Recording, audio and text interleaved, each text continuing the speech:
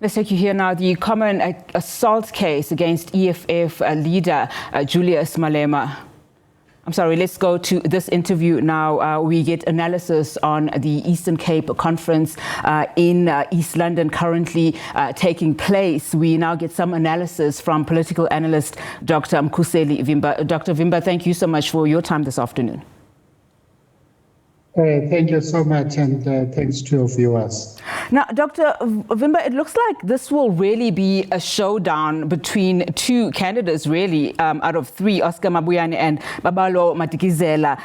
Talk to us about what is at stake here for the two men, especially if you look at the regions that are said to be supporting them, and when we also take into consideration what's at stake for this upcoming elective conference in December. Thank you so much. I think there is a lot at stake.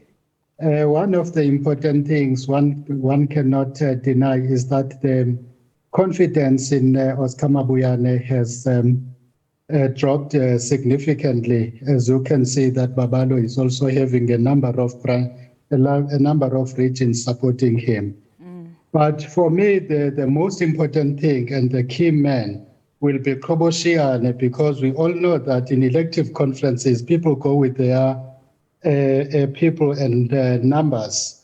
And if Koboshiane can support either of the two, then I think that one will win, because that dilutes the votes and the votes that the two can get.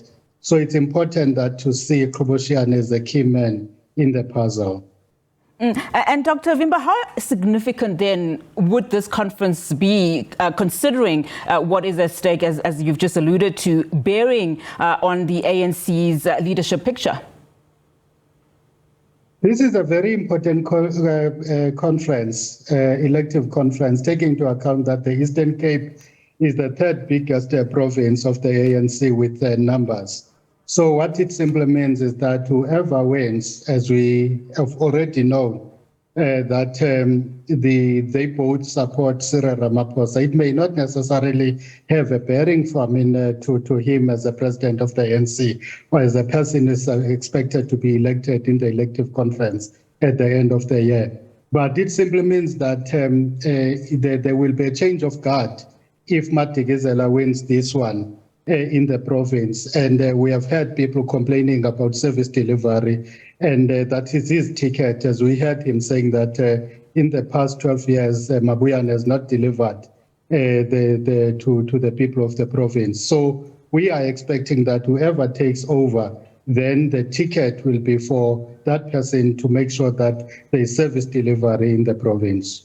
Now, it's interesting that on the one hand, we're hearing that Mabuyane and Matikizela are in conversation in terms of, coming to some form of unity, as they go into this conference. Of course, nobody of the two wanting to admit that that is the case. And on the other hand, I mean, we've heard from Matikizela saying that the Eastern Cape province has deteriorated under Mabuyane, and saying that, he would bring in, that fresh leadership for the province.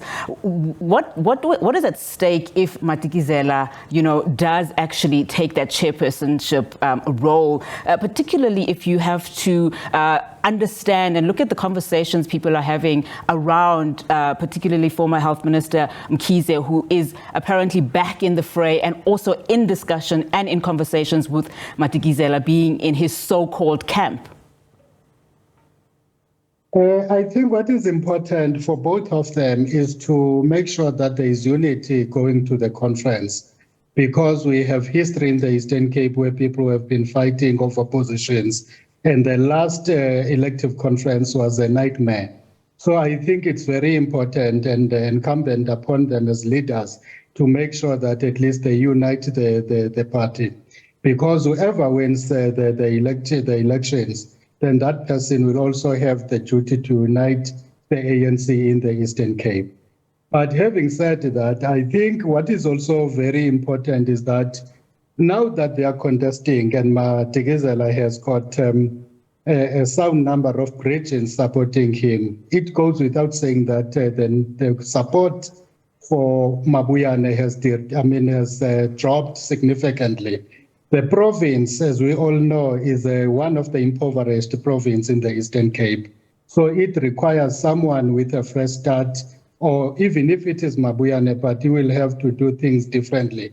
As we all know that people are complaining in the province for service delivery, lack of leadership on the part of Mabuyane. So one is hoping that even if he gets the position and becomes the provincial chairman, then at the end of the day, he will have to change how he does things, because at the end of the day, people want service delivery. And I believe that the national leadership of the ANC, whoever supports it or whoever supports the president, will have to deliver the services to the people, because that's what is important, especially for the elections that are coming, ANC elections, because they may lose power, and when they lose power, we know that people are complaining about service delivery. So it goes without saying that whoever takes over will have to do the job and will have to unite the party going forward.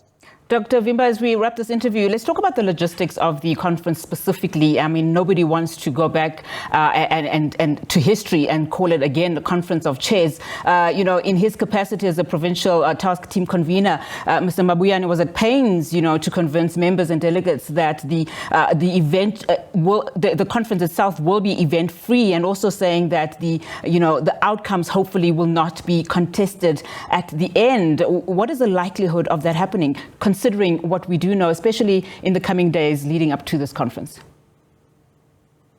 I think if they are talking to their members and convincing their members that the outcome of the elections must be accepted, indeed we'll have free chair elections and there will be no infighting.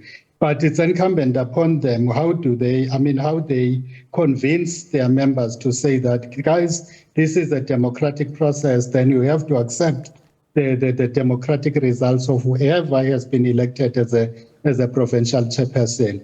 So that goes a long way in terms of ensuring that they unite their members, and whoever wins, then that person will be accepted by everyone else, and they move on in terms of focusing on service delivery and growing the ANC in the Eastern Cape. Dr. Vimba, very quickly, we are quickly running out of time, but there are disputes with fears that around 50 branches will not be participating in this conference. What's the impact of that going to be?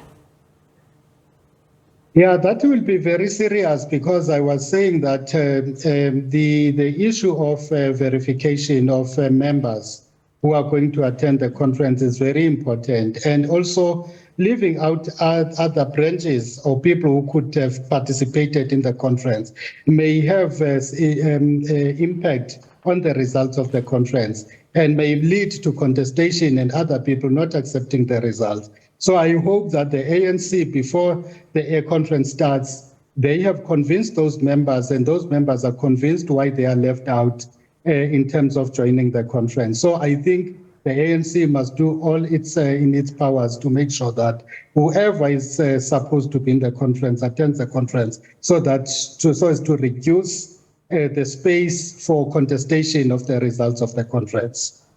Dr. Mkhuseli Vimba, thank you so much for your time this afternoon, sir. Really appreciate it. Thanks to you and your viewers.